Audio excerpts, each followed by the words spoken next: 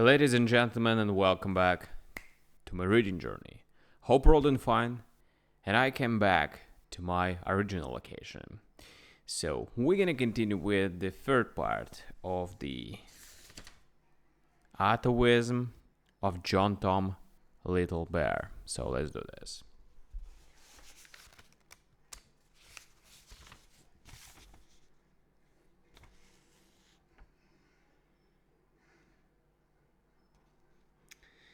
We have supper in the tent.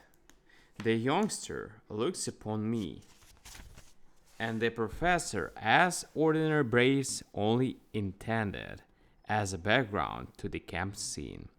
When he seated on a box of some wonton, with the edge of the table swung his neck and his mouth full of beef steak, Little Bear calls for his name. Roy, says the kid, with a sirloiny sound to it. Sirloiny sound to it. But when the rest of it and his post office address is referred to, he shakes his head. I guess not, he says. You will send me back. I want to stay without you. I like this camping. I like this camping out. Like it out. Like this out. At home, we fellows had a camp in our backyard. They called me Roy, the Red Wolf. I guess that'll do for a name. Give me another piece of beefsteak, please. We had to keep that kid.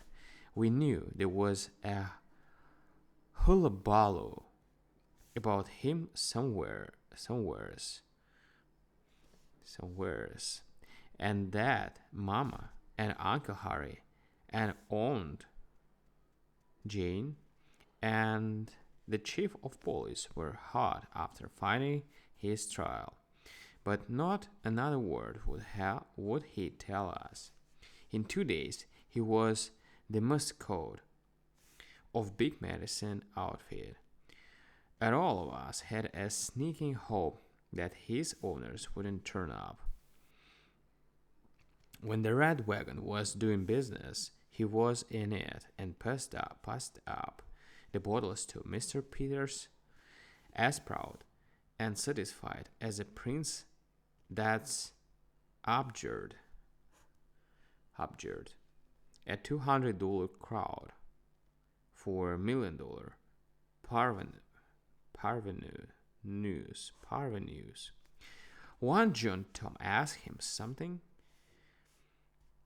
about his papa. I ain't got any papa, he says. He ran away and left us. He made my mama cry. Aunt Lucy says he's a shape. A what? Somebody asked him. A shape, says the kid. Some kind of a shape. Let me see. Oh, yes.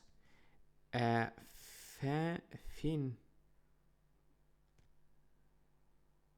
Fendenuman shape. Fendenuman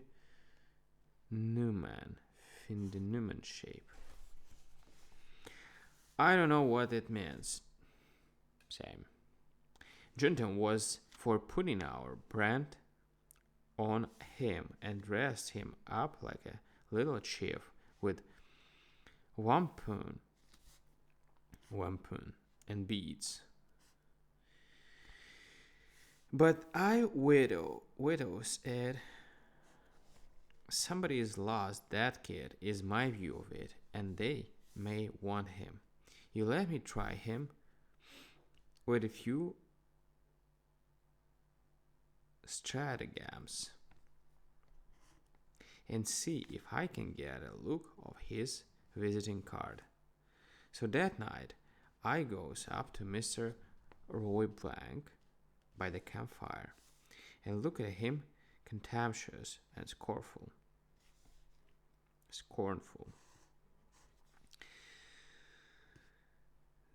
Sneak and whistle, says I, like the word made me sick. Sneak and whistle. Bah, before before I'd be named Snake and Whistle. What's the matter with you? What's the matter with you, Jeff? Says the kid, opening his eyes wide. Snake and Whistle, I repeat, and I spat the word out. I saw a man today from your town, and he told me your name. I'm not surprised you was ashamed to tell it. Snake and Whistle, you. And here now, says the boy, indignant, and wriggling all over. What's the matter with you? That ain't my name. It's Conyers. What's the matter with you? And that's not the worst of it. I went on quick, keeping him hot and not giving him time to think.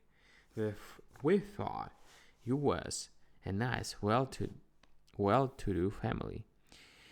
Here's Mr. Little Bear, a chief of the Cherokees, entitled to wear 9 otter tails on his Sunday blanket, and Professor Binkley, who plays Shakespeare and the banjo, and me, that's get hundreds of dollars in that black tin box in the wagon, and we've got to be careful about the company we keep. That man tells me your folks lie way down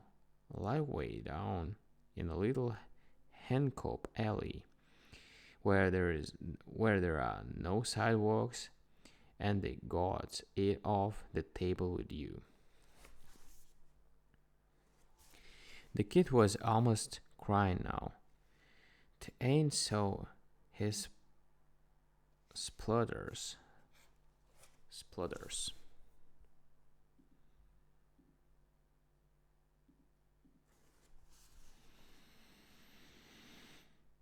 He don't know what he's talking about. We live on Polar Avenue. I don't associate with goats. What's the matter with you? Poplar Avenue, says I, sarcastic. Poplar Avenue? That's a street to live on. It only runs 2 blocks and then falls off a bluff. You can throw a keg of nails the whole length of it. Don't talk to me about Poplar Avenue. It's miles long, says the kid. Our number, 862, and there's lots of houses after that. What's the matter with you? What's the matter with? Oh, you make me tired, Jeff. Well, now, says I. I guess that man made a mistake. Maybe it was some other boy he was talking about. If I catch him, I'll teach him to go around slandering people. And after supper, I goes uptown and telegraphs to Mrs. Coney's 862 Poplar Avenue, Quincy. Third, that the kid is safe and sussy with us. Safe and sussy. And will be held for further orders. In 2 hours, an answer comes to hold him tight, and she'll start for him by next train. The next train was due at 6 p.m. the next day, and me and Johntown was at the depot with the kid. You might score the planes in Wayne. Score the planes in Wayne. For the big chef wish him off. In his place is Mr. Little Bear in the human habiliments of the Anglo-Saxon sect, and the leather of his shoes is patterned, and the loop of his necktie is copyrighted. For these things John Tom had grafted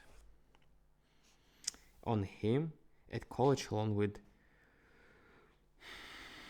metaphysics and the knockout guard for the low tackle.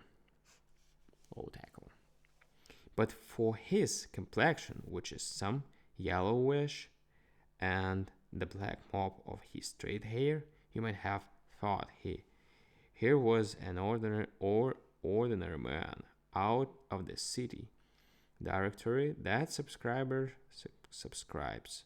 for magazines and pushes the lawnmower in his shirt sleeves of evenings. Alright guys, thank you for joining me today, and we're gonna continue tomorrow. Thank you for joining. I said it already. Thank you for joining, and see you tomorrow. Bye.